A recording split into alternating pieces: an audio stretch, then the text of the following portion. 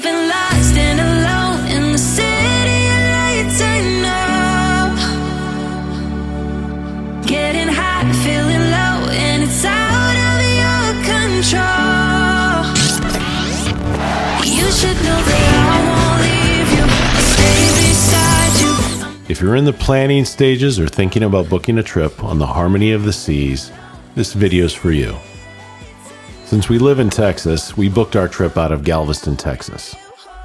This video is going to cover several of the activities and things to do on board the Harmony of the Seas. This trip took us from Galveston to Cozumel to Costa Maya and supposedly Routan, Honduras. Be sure to hold on to the end so you know what happens when a hurricane actually comes as you're on board this ship. In Galveston, they got a brand new port for Royal Caribbean. From our perspective, it was a pretty nice port that was well organized and very easy to get on the ship. If you want to get the most time on the ship during boarding day, be sure to check in the moment that you're able to check in on the boat, because that's going to determine your place in line. The earlier you check in, the earlier you can board. We were lucky enough to get a 10 a.m. boarding time. I believe the earliest you can get is about a 9 a.m. boarding time. So once you've gone through security, you get into the final line to get aboard the ship. These Oasis class ships are absolutely huge. They're not as big as the Icon class of ships, which are the newest ones, but these are the second largest of all of the Royal Caribbean ships. I will give you a sneak peek of one of the new Icon class ships because it happened to be docking at the same port as us in Costa Maya. This was our second trip on an Oasis class ship. Our first trip was on Symphony of the Seas. They're sister ships, very close and almost identical with a few exceptions. If you want to see our tour of the Symphony of the Seas, click the information button at the top right-hand corner of the screen. The excitement definitely builds as you walk down that gangplank and get ready to enter the ship. You enter the ship on Deck 5, which is the Royal Promenade, or some people may pronounce it Promenade. But without further ado, let's take a look at the Royal Promenade.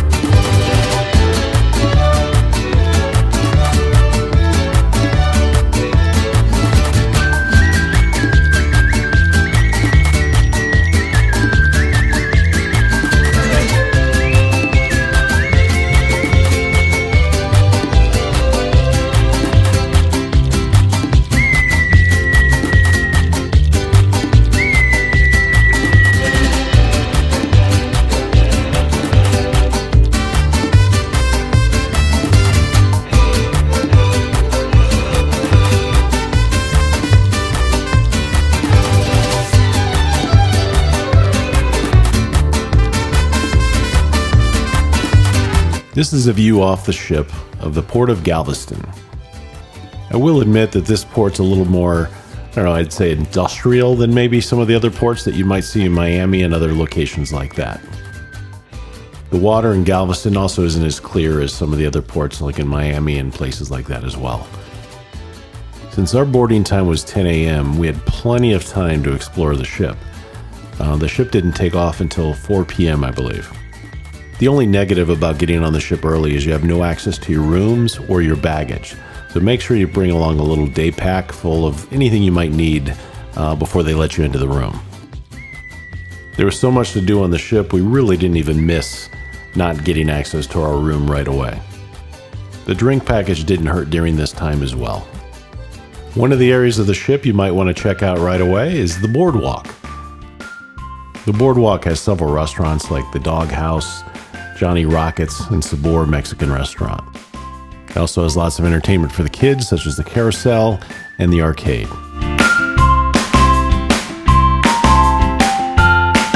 At the very rear of the boardwalk is the Aqua Theater. In the evening, they feature the big water show. We'll highlight that a little bit later in the video. During the day, they just have some programming on the television screens, as you can see there. Just in front of the Aqua Theater is the Ultimate Abyss slide, or I should say really the exit point of the Ultimate Abyss slide.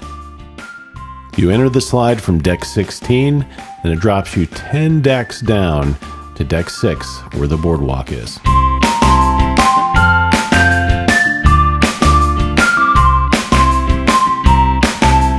You can certainly tell it's a good time based on the smiling faces.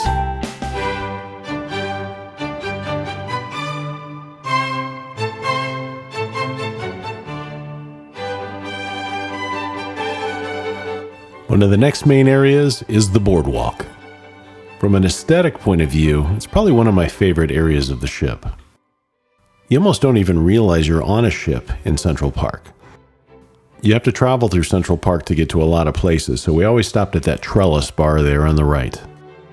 There are several restaurants on this deck that you have to pay extra for, like Chops Grill, 150 Central Park, Jamie's Italian, but there is also the Park Cafe, which is included with the cruise.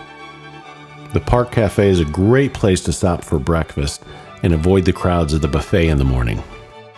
Central Park is also the final destination for the Rising Tide Bar, which takes you from deck 5 all the way up to deck 8 in the Central Park area. There's also a wine bar called Vintages, which is great. We did a wine tasting there later, which was fantastic. Also, if you're somebody that bought one of the photo packages, they do a lot of the family photos in the Central Park area.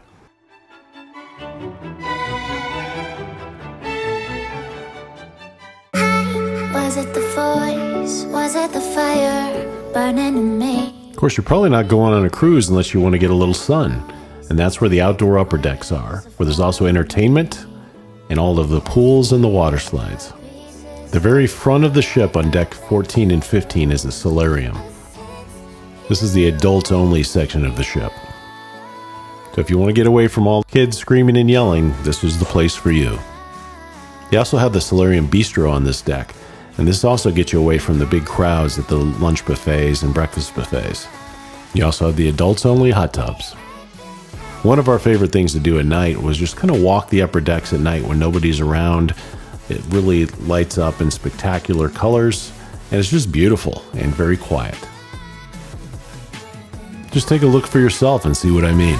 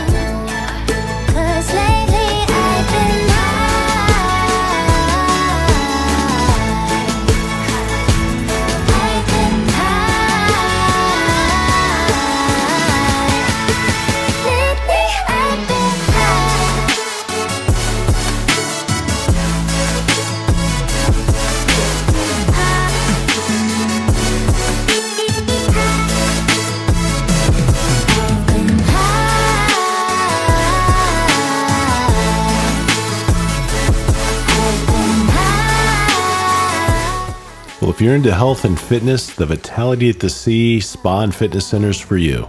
All the beverages in here are included in the beverage packages.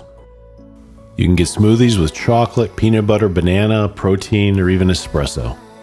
So if you want to try to stay in shape and work off all that food you've been eating, go to the Vitality Gym. Speaking of eating, let's kind of cover some of the dining and the bars on board the ship. The main dining room where you're going to have most of your dinners is on decks 3 through 5. You will be assigned a dinner table over the course of the entire trip, and you'll have assigned servers specifically for that table. We found the food to be pretty good, and don't forget, you can order 2 entrees, or 3 if you want. There are some nights where they try to make it a little fun during the dinners as well, as you can see here.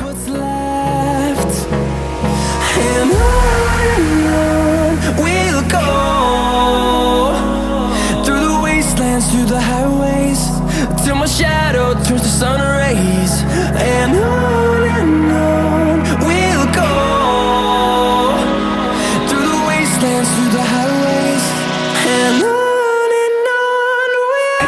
If you don't mind paying a little extra, there's several specialty dining options that do cost extra.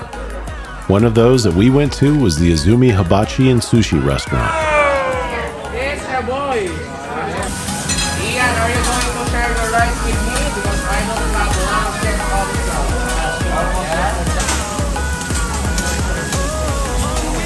From the wall.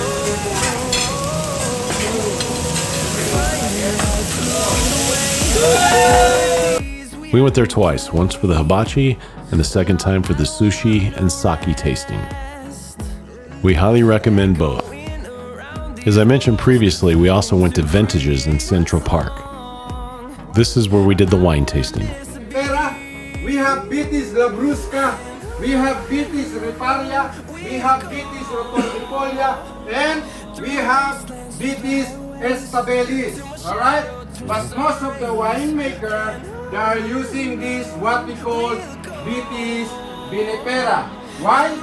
Because this species, it will contribute a lot of sugar to the wine. So it means if there's a lot of sugar, what's gonna happen? Alcohol also. Alright? Number 2, acidity.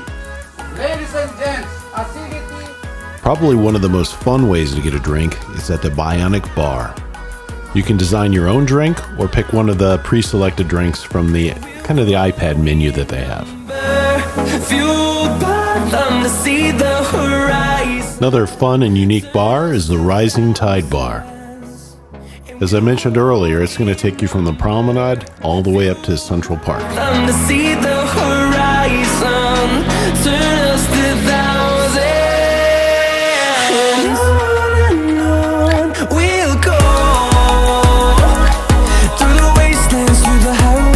One of the bars we enjoyed the most was the Solarium Bar. We had some great bartenders, and we met some great people multiple days at that bar and had some great conversations. We highly recommend copping a squat at that bar. Another bar we spent a lot of time at was the Schooner Bar, which overlooks the promenade.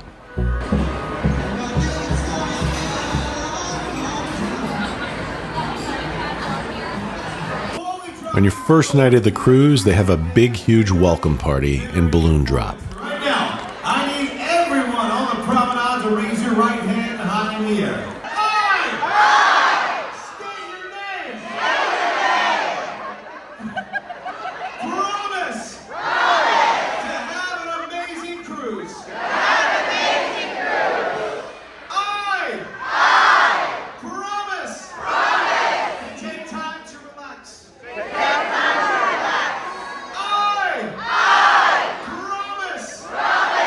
To party hard. All right, everybody, we're going to count down from 10. Get those cameras ready. Here we go. 10, 9, 8, 7, 6, 5, 4, 3, 2, 1.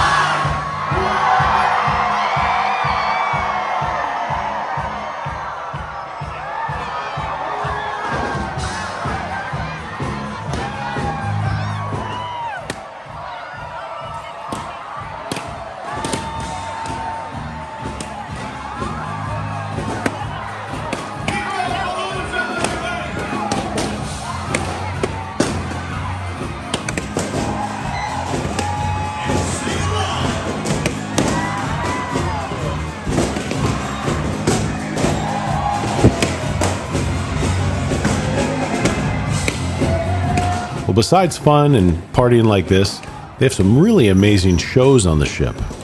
One of our first shows to watch was Grease. But now there's nowhere to hide since you pushed my love aside. Why now?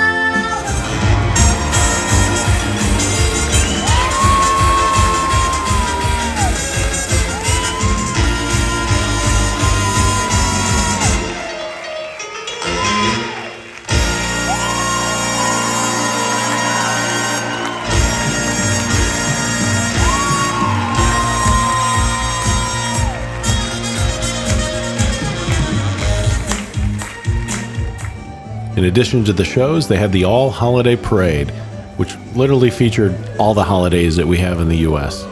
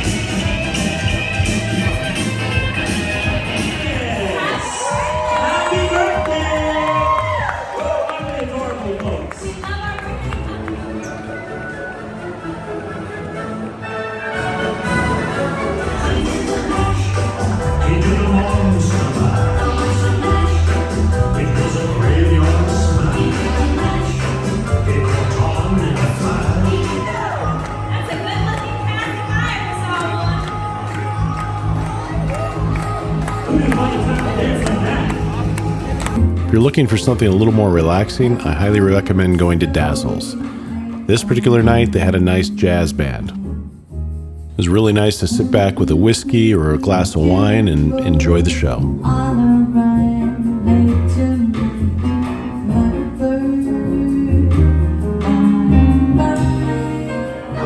Another unique entertainer is the roving piano man. He can be found anywhere on the ship, including the elevator like you see here.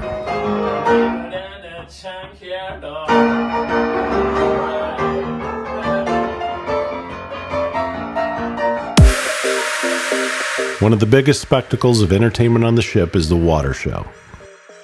This particular show is called The Fine Line.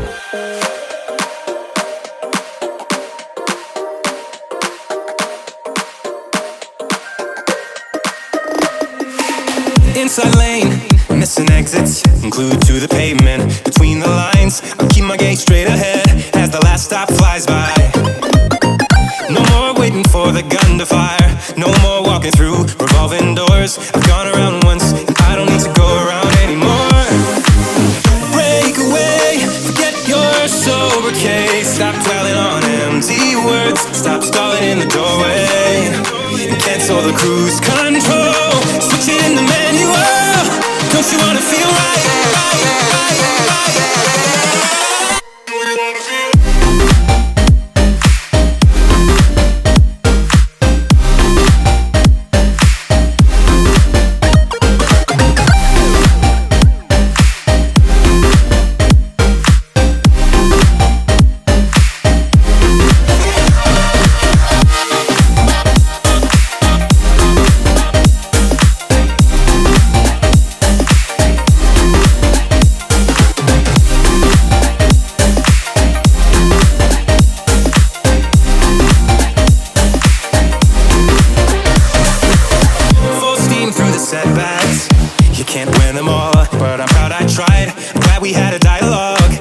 Shape the mind, speeding up the pace, turning up the heat, where I need to be for the first time. I'm taking risks, I'm casting off without a lifeline.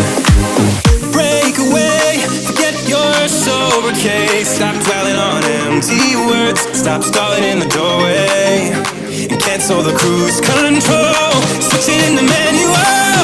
Don't you wanna feel right again? Don't you wanna feel whole? Don't you wanna feel? Another great show is the Ice Show. In this case, it was called 1887.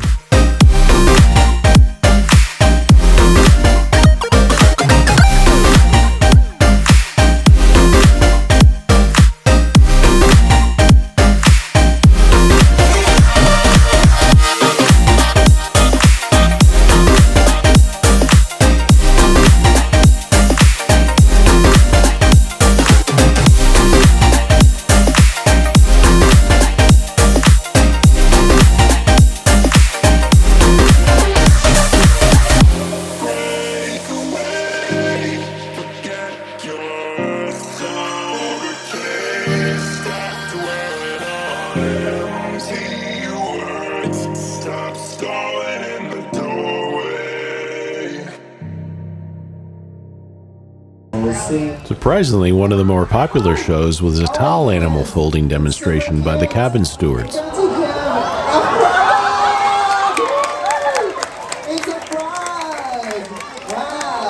Everybody say, it's a front, everybody. Wow, there's a meeting. Another musical theater show that they had was called Columbus the Musical.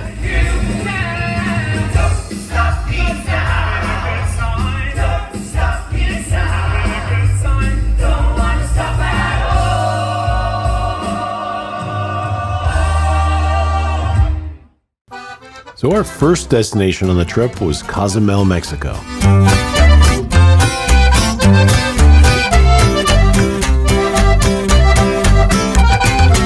When visiting Cozumel, you've got several options. You can just hang out on the shore, as they've got plenty of shops and restaurants that you can go to. There's even a nice little area where you can get into the water and enjoy the ocean. We actually opted to go to one of the beach clubs, so we took a taxi down to the Paradise Beach Club, as you see here.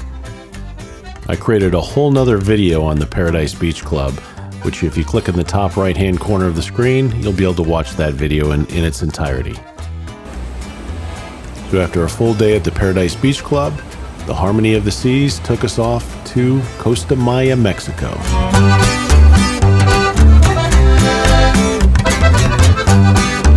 I suppose Costa Maya is a nice enough port, but there really isn't a ton to do here.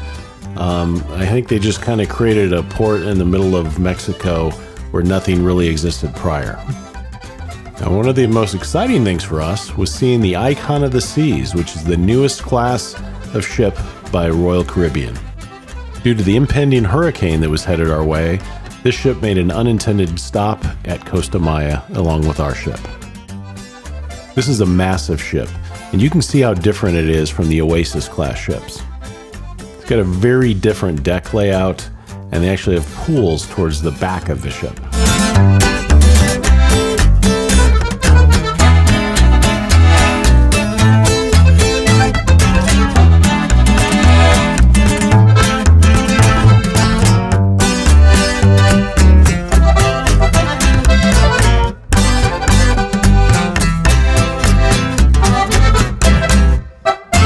I'm not 100% certain, but I think this particular pool that you see here is just for the suite level.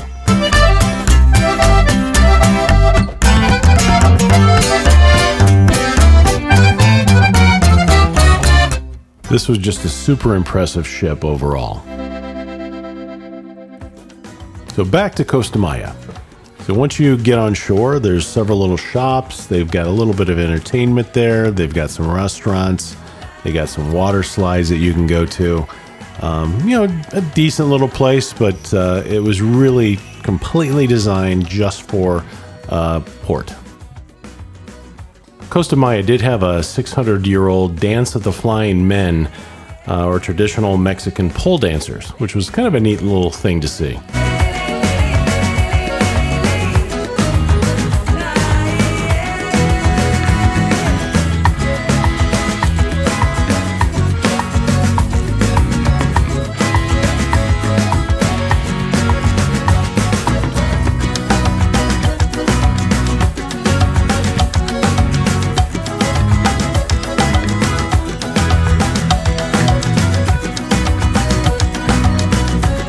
There are definitely a few things to do while you're here at port.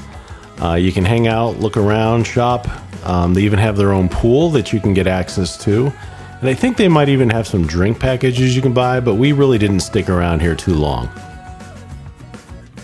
This pool here towards the front of the resort was pretty crowded, but if you go around to the back side of the resort, kind of on the way to the taxi stands, you'll see this pool, which is a lot less crowded.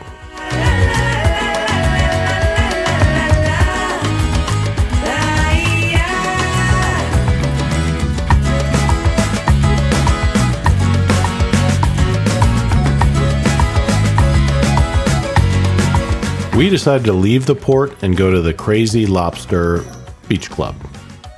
The ocean water was pretty clean and clear, as you can see here. It was free to go, and they had some really good prices on the food. You can even pay to have your picture taken with an iguana. As I mentioned earlier in the video, a hurricane was kind of chasing us down. So in order to stay in front of the hurricane and get back to Galveston in time, they had to completely cancel our stop in Routan, Honduras. so they just took extra long to get back to Galveston. Not the ideal situation we were looking for, but it did give us an extra day at sea that we weren't planning on, so we got to enjoy the ship, during that time, but we definitely would have enjoyed going to Roatan instead. If you enjoyed the tour, please think about liking this video and subscribing to our channel if you want to see other travel videos similar to this. We were trying to feel alive.